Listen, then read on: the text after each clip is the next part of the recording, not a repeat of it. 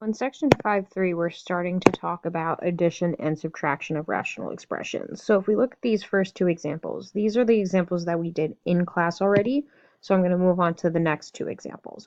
Now, since we're adding and subtracting, the main thing we want to look at is our denominators, because in order to add or subtract fractions, they need to be the same. For these two examples, that's already the case. So we're just talking about the basic addition and subtraction. If we're adding or subtracting fractions, what we're really doing is we're adding or subtracting the numerators by combining like terms. If your operation is addition, like in example C here, it's a pretty basic situation here. We're just going to go combine like terms. So if I have 6x and 3x, it's become 9x. 5 minus 1 is minus 4.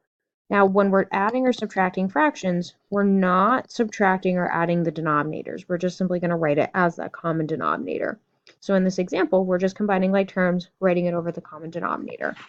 In example D, this is now an example where we are subtracting. In order to represent that we're subtracting the entire second expression, what we're going to end up doing is we're going to end up distributing this negative sign to each and every term. Now, nothing is happening to the first fraction.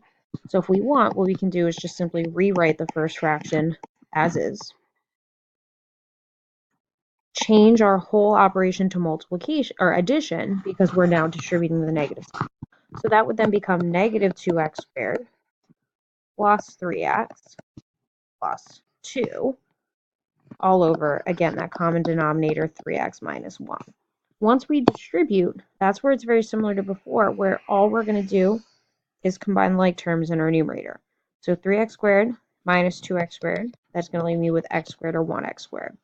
My next like term that I have in terms of standard form is going to be the 3x, and then my last two terms together, the negative 3.